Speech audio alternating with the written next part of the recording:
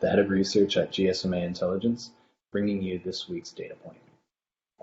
We are now 6 months through the COVID pandemic, and this week we released our latest analysis of how COVID is impacting the telecom sector. And there's 3 messages I wanted to bring out from that report. The first is the financial impact of the telco sector in relation to GDP. At the start of the pandemic, we forecast that the mobile operators would incur a revenue impact roughly a third the size of that of the wider economy. And so far, that's been borne out by the data.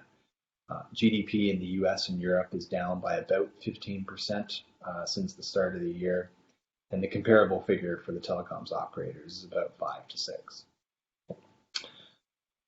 Secondly, though, and interestingly, is if you look at the impact on the telecom sector, it's coming broadly outside of core mobile and fixed access revenue. And that's from things like lower handset volumes because of retail store closures, reduced roaming traffic as a result of international travel restrictions, slowdowns in the business and corporate markets, and for some converged operators, a slowdown in the advertising and media space. For emerging markets and operators with significant prepaid businesses, there is potentially more exposure from price spin down, but even there, we're starting to see that mitigated by innovative tariff offerings, most recently highlighted in the US by some prepaid ad-funded business models, things we haven't really seen before.